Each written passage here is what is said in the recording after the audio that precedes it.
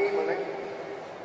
Se você observar comigo, o cano de escape, ele sofre com a oxidação de uma maneira muito intensa. Se você olhar para o cano de escape de um carro, você vai ver a ferrugem. Por que a ferrugem ali é formada com tanta facilidade? Toda vida que você tiver O2 e você tiver água, eu vou ter o quê? Eu vou ter ferrugem. Por isso que o cano de escape de um carro, facilmente ele sofre com a corrosão, ele sofre com a oxidação. Porque ali eu tenho ferro. Aí o ferro está em contato com o O2 do ar e está em contato com a água que foi liberada pelo cano de escape. Então, a oxidação ocorre de uma maneira bem intensa. Tá? E aí vamos à questão de número 5. Ele fala assim para você, ó. O flúor é usado de forma ampla na prevenção de cáries. Por reagir com a hidroxiapatita, que ele te deu aí a estrutura, presente nos esmaltes dos dentes, o flúor forma a fluorapatita, o mineral mais resistente ao ataque ácido decorrente da ação de bactérias específicas presentes nos açúcares das placas que aderem aos dentes. A reação de dissolução da hidroxiapatita é, então é o seguinte, ó, o Enem te forneceu a reação. Então observa comigo aí, ó. Titi, eu tenho a hidroxiapatita, que é o meu mineral. Esse mineral, ele vai entrar em contato com o ácido produzido pelas bactérias em contato com o açúcar, e o produto dessa reação vai ser a liberação do cálcio, vai ser a liberação do hidrogênio fosfato e vai ser a liberação da água. Por isso que ocorre, né, a formação da cárie, porque as bactérias vão promovendo um processo de corrosão. Tiago, corrosão é tudo que altera a superfície, é um processo de corrosão.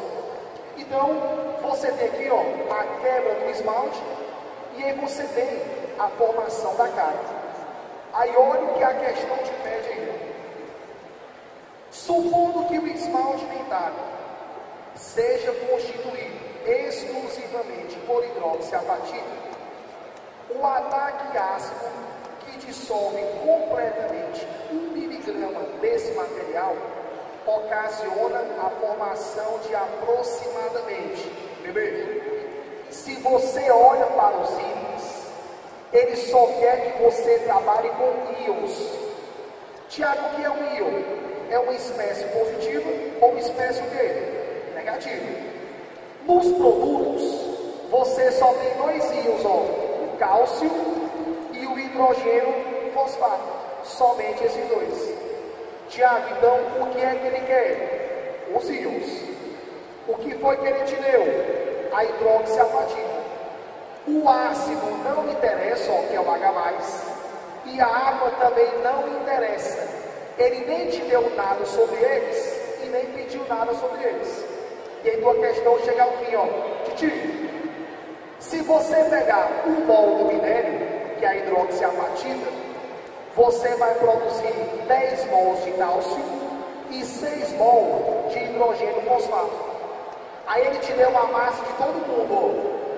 1 mol do minério tem 1.004 gramas. O cálcio tem uma massa de 40. Então eu vou ter, ó, 10 vezes 40. O hidrogênio fosfato tem uma massa de 96. Então eu vou ter 6 vezes 96. Mas o que ele quer é que você promova o desgaste de 1 miligrama. Então, 1 miligrama está para X e 1 miligrama está para Y. Faço minha regrinha de 3, ó, tu escreve. Aí eu vou ter 40 miligramas do cálcio e 57 miligramas do hidrogênio fosfato, que eu somo todo mundo, ó, vai dar 97. Gabarito dedicado. Olha essa questão do Enem. Você fez 2 regrinhas de 3.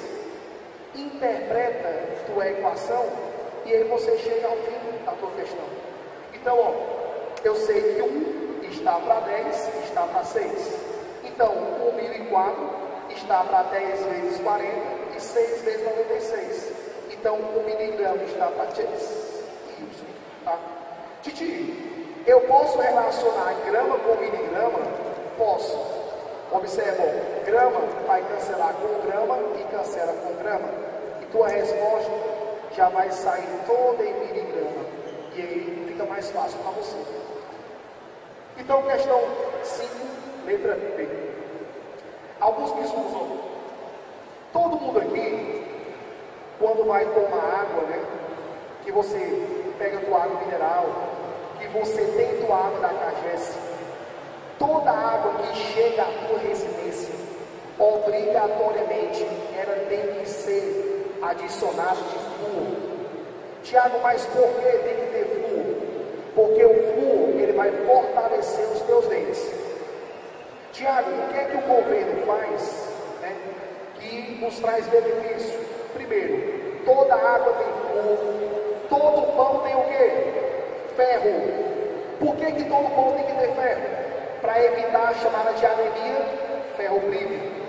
Quando você pega o sal, todo sal tem iodo.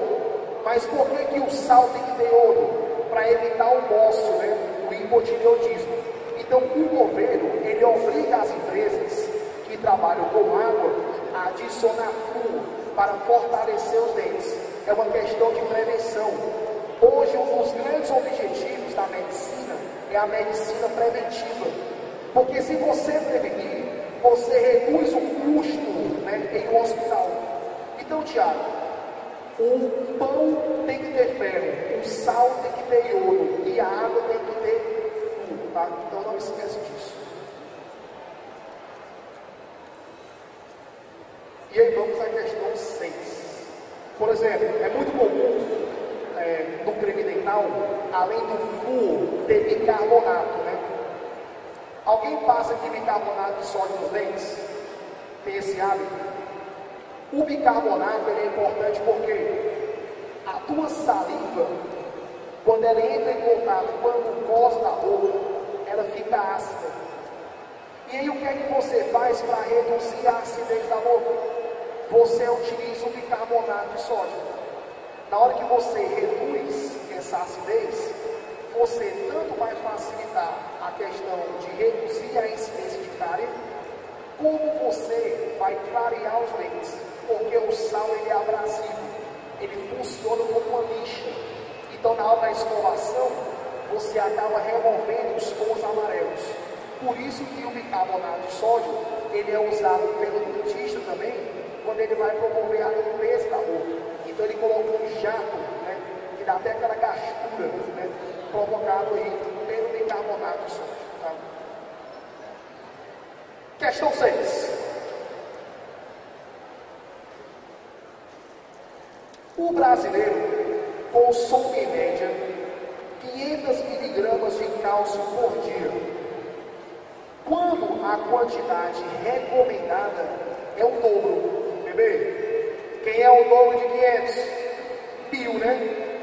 E aí, Tiago, 1000 miligramas corresponde aí, ó, a 1 grama. Então, o que é recomendado, né, é você estar utilizando 1 grama de cálcio por dia. Aí vem comigo aí, ó. Uma alimentação balanceada é a melhor decisão para evitar problemas no futuro, como a osteoporose, uma doença que atinge os ossos. Ela se caracteriza pela diminuição substancial de massa óssea, tornando os ossos frágeis e mais suscetíveis a fraturas. Considerando-se o valor de 6 vezes 10 a 23, mol a menos 1, para a constante de Avogadro, e a massa molar do cálcio igual a 40 gramas por mol, qual a quantidade mínima diária de átomos de cálcio a ser ingerida para que uma pessoa supra suas necessidades? Titi, olha a molezinha, ó. Ele te fala que a massa molar do cálcio é 40 gramas por mol, ou seja, em 1 mol de cálcio eu tenho 40 gramas.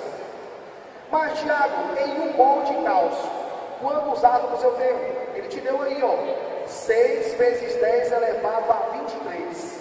Então, ó, um mol de cálcio, ele tem uma quantidade de 6 vezes 10 a 23 átomos de cálcio. Opa, Titi.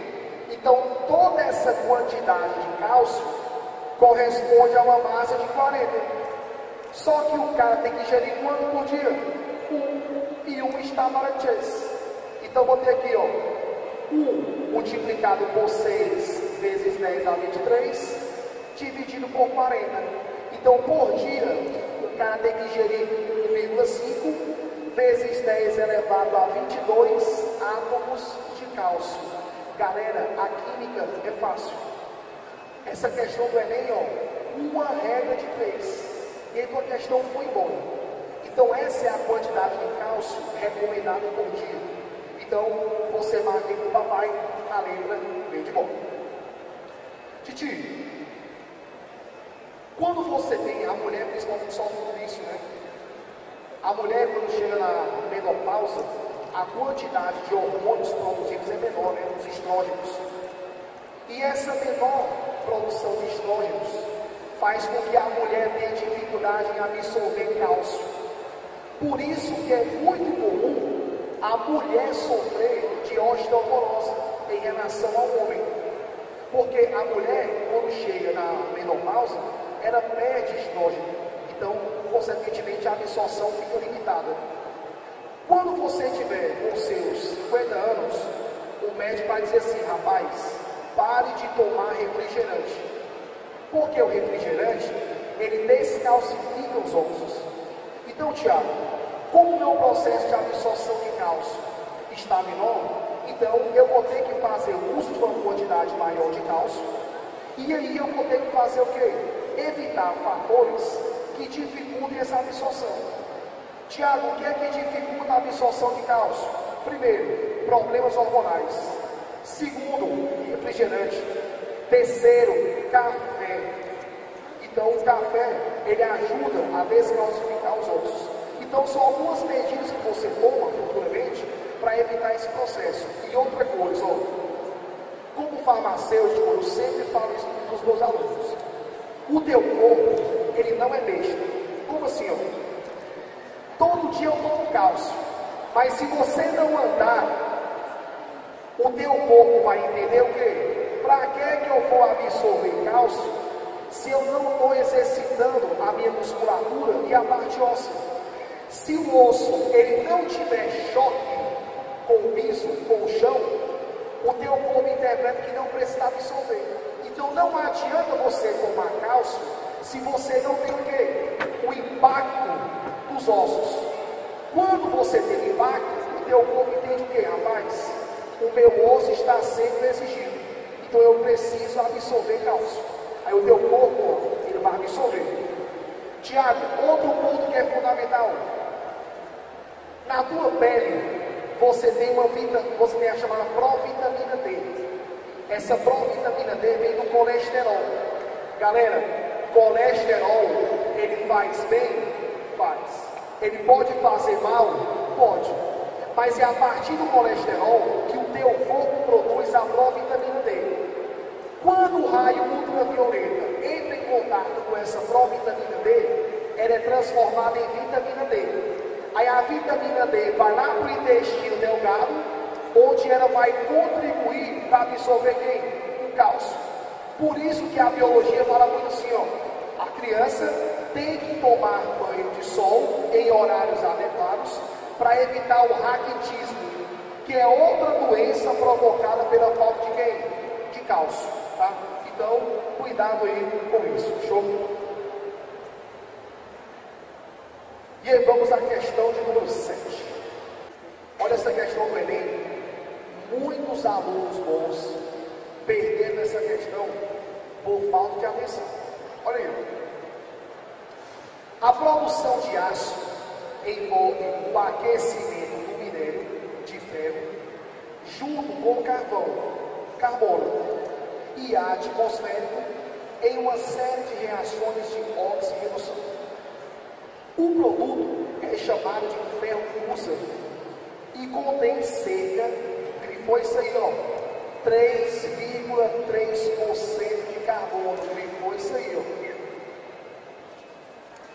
Uma forma de eliminar o excesso de carbono é a oxidação a partir do aquecimento do ferro usa, grifou isso aí, ó, ferro usa com oxigênio puro.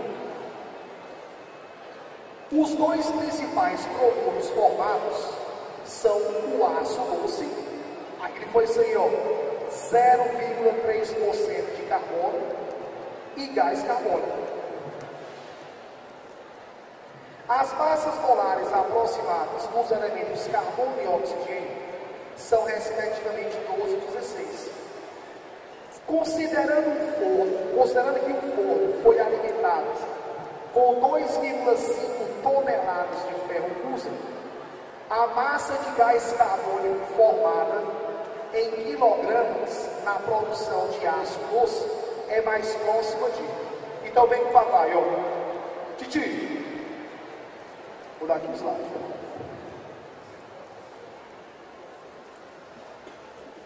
Observa comigo o seguinte, ó. Ele fala para você que o ferro usa, ele tem 3,3% de carbono. Só que o cara vai obter o chamado de aço doce, que é o ferro doce. E o teor de carbono, ele vai sair de 3,3 para 0,3. Então, Tiago, quanto de carbono foi consumido? 3,3 menos 0,3 foi consumido quanto? 3%. Então, durante o processo de obtenção do aço, você teve um consumo de 3% de carbono. Olha, Titi, mas a tua massa é de 2,5 toneladas, ou seja, 2.500 quilogramas. Então, 2.500 quilogramas está para 100%. Então, 3%, que é o que foi consumido, corresponde a quanto? A chase. Aqui é o meu chase. 75 quilogramas de carbono.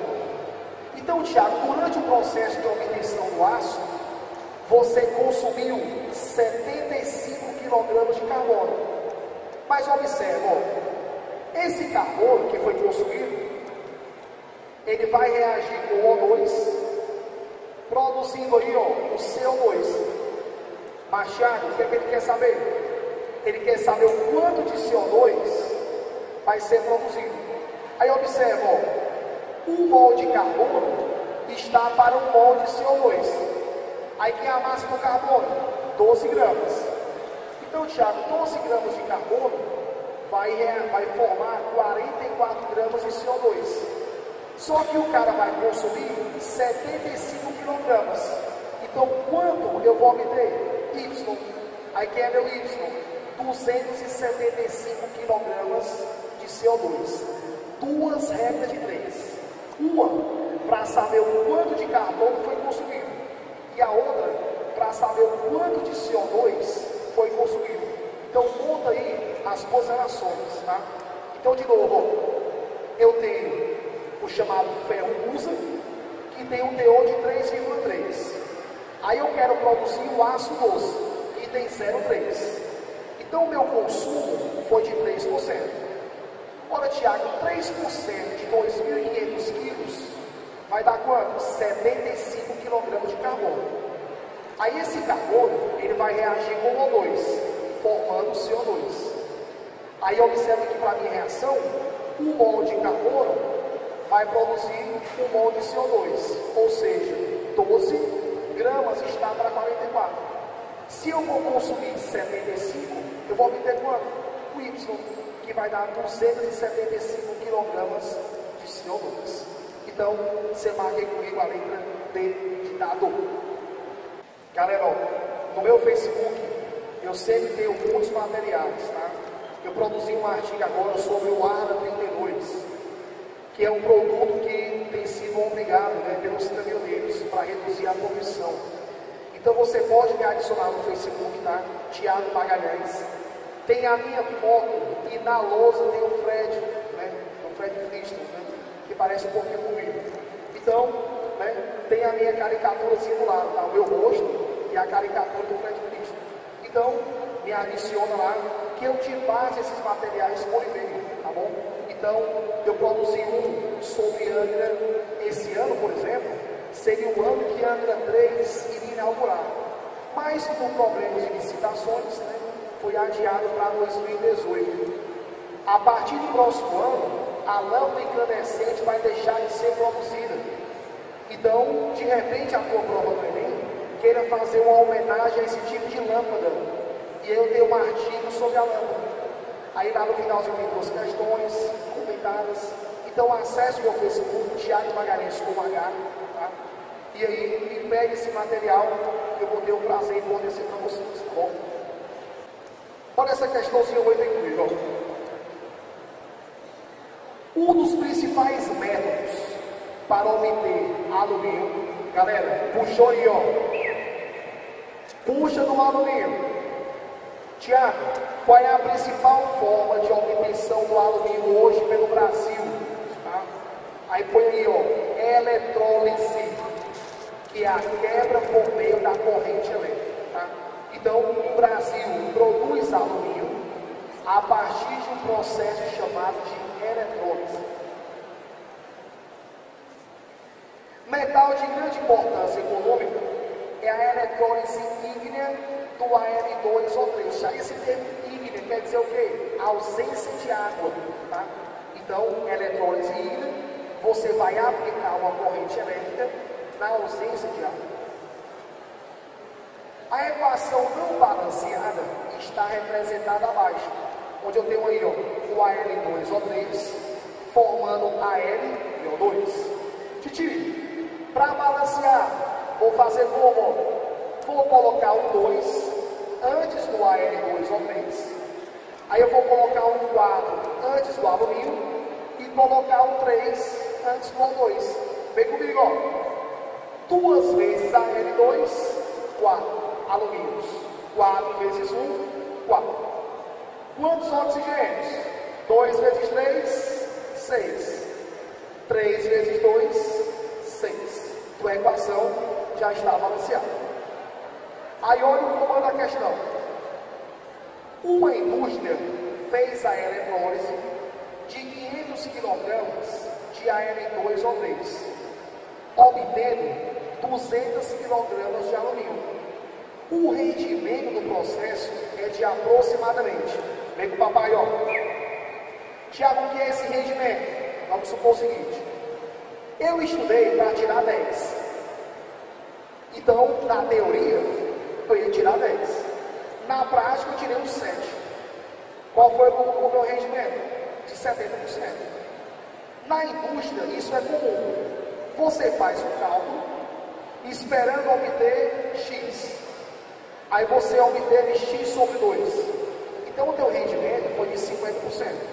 Então, o cálculo do rendimento, ele é muito utilizado não só na indústria química, como também na indústria de materiais. Tá?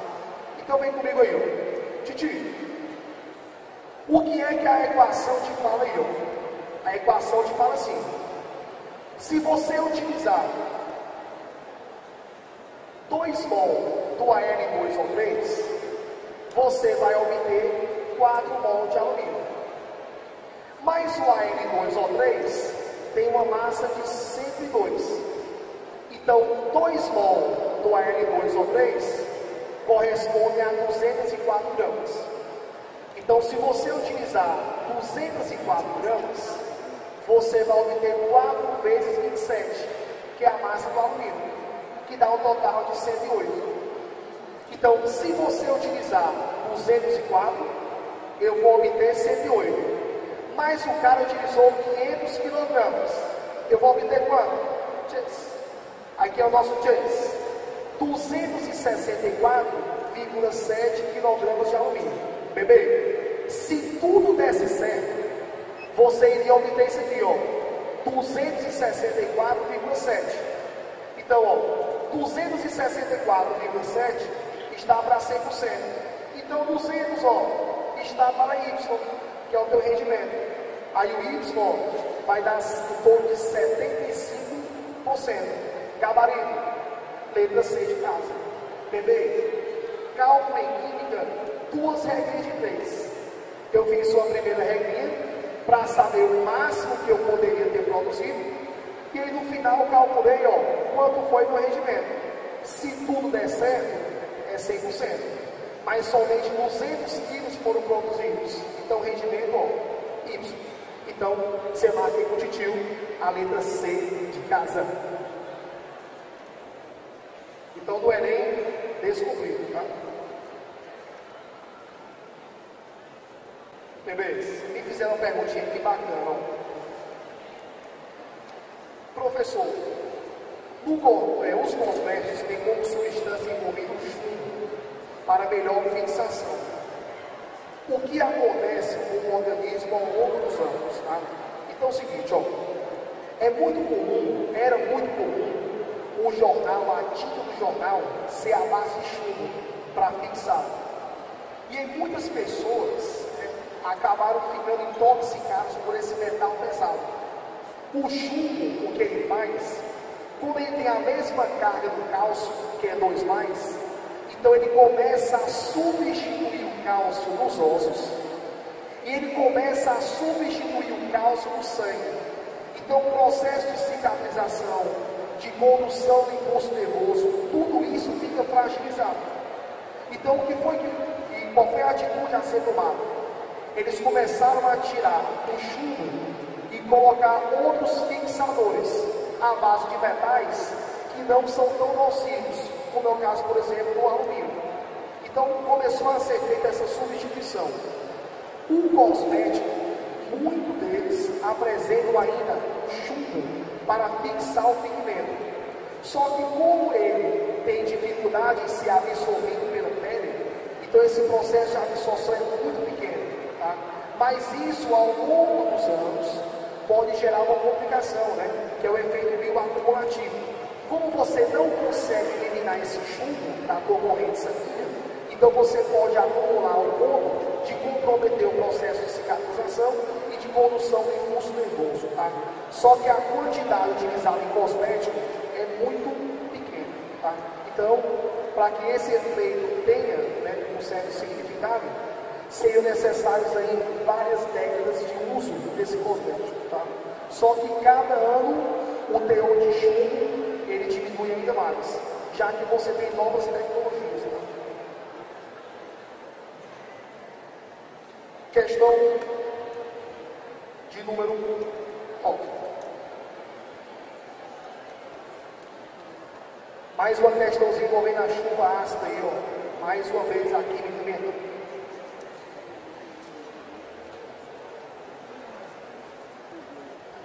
Te falei assim,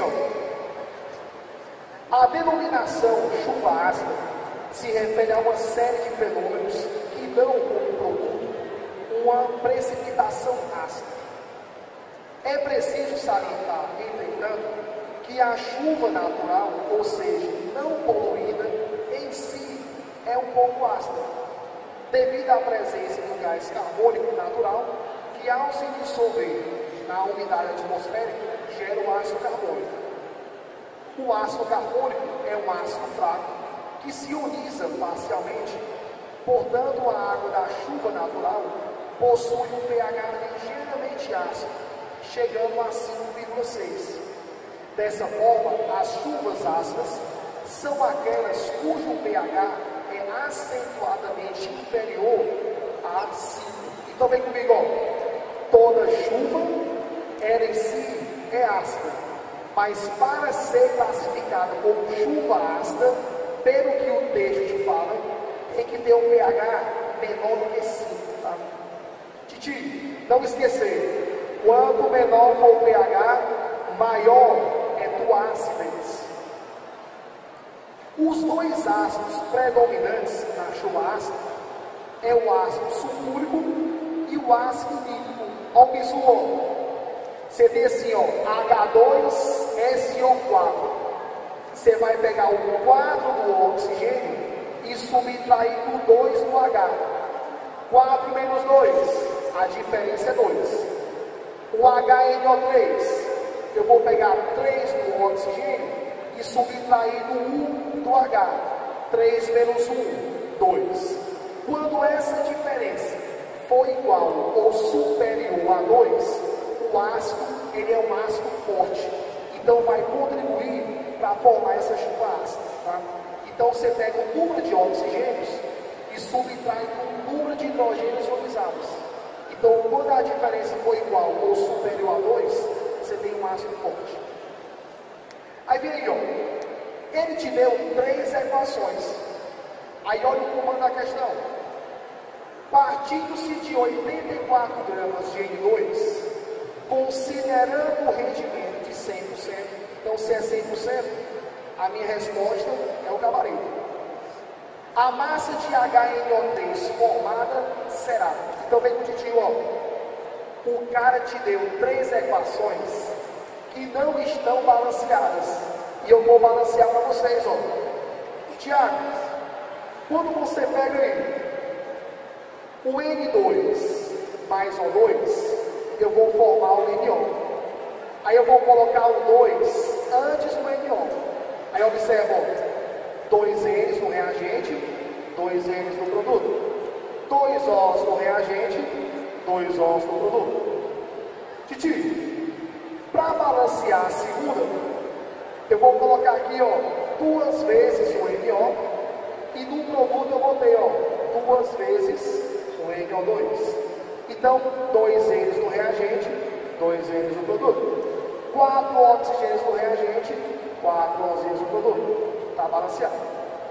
Para balancear a terceira, eu vou colocar o 2 antes do NO2. 2 N's no reagente, 2 N's no produto. 5 oxigênios no reagente, 5 no produto. 2 H's e 2 H's. Então, ó, o primeiro passo é sempre balancear duas equações. Titi, o que é que o cara te deu e o que é que ele quer? Ele te deu o N2 e ele quer quem? O HNO3. E acabou a questão. 1 mol de N2 é capaz de produzir 1 mol de HNO3. Mas 1 mol de N2, que massa tem? 28 gramas. E 1 mol do HNO3, que massa tem? 63 gramas. Então, Butterfly, ó, 28 é capaz de produzir 63. Então, 84 produz o quê? Chess. Que é o meu chess? 189 gramas. Interpretou uma regra de 3. Titi, o Enem me deu a equação. Primeiro passo é o quê? Contar. Você vai balancear a equação. Você só vai começar a fazer cálculo em química depois que as equações estiverem o quê? Balanceadas, tá? Então, gabarito, você marca aí a letra A de avião. Ele fala assim para você: no Japão, o movimento nacional para a promoção da luta contra o aquecimento global leva o slogan: uma pessoa, um dia, 1 quilograma de CO2 a menos. A ideia é cada pessoa reduzir em 1 quilograma a quantidade de CO2 emitida todo dia, por meio de pequenos gestos ecológicos, como diminuir a queima de gás de cozinha. Considerando o processo de combustão completa, bebê, combustão completa produz o quê? CO2 e água. De um gás de cozinha composto exclusivamente por butano, que é C4H10, a mínima quantidade desse gás que o japonês deve deixar de queimar para atender a média diária, apenas com esse gesto, é de: vem com o papai, Titi, vamos queimar aí, ó, todo mundo, vamos queimar agora, ó. Eu tenho aqui o butano, C4H10, e a queima dele vai liberar CO2 e água. Aí o que foi que eu fiz? Ó, coloquei o 4 antes do CO2. Então, ó, se eu tenho C4, eu tenho 4 carbonos. 4 vezes o CO2, eu tenho 4 carbonos. Eu tenho 10 Hs. Então, ó, 5 vezes a água, eu tenho 10 Hs. Aí quantos Os eu tenho? 4 vezes 2, 8. 8 mais 5, 13. Então vou colocar aqui, ó, 13 sobre 2. 13 sobre 2 vezes 2, cancelo 2 com 2, ó, vai ficar 13. Então o que eu tenho antes, eu vou ter o quê? Depois. Titi, mas o cara vai trabalhar com o butano, que é o C4H10, e com o CO2. O restante, ó, não interessa. O que é que a equação te diz então? Que 1 mol do butano vai produzir 4 mol de CO2. Mas 1 mol de butano a gente forneceu. Tem uma massa de 58 gramas. E o CO2, 44. Então, 58 gramas de butano vai produzir 4 vezes 44, 176 de CO2. Se 58 está para 176, então 1 kg de CO2 está para Chase. Aqui é o teu Chase, 0,33 kg de butano. Então, se o Japinha deixar de queimar isso aí por dia, ele consegue atingir a meta dele, que é deixar de lançar no meio ambiente 1 kg de CO2 por dia, tá? Então, gabarito aí, letra B de baby. Galera, só para encerrar minha aula com vocês, tá? 12h30, consegui terminar em ponto. Me adicione no Facebook, tenho muito material para fornecer para vocês e eu faço questão de fazer isso, de compartilhar o conhecimento. Ser professor não combina em ser egoísta, temos que compartilhar isso aí, tá? E outro ponto importante, tá? Na vida, nunca deixe de plantar o bem. Quem planta o bem, vai colher o bem, tá?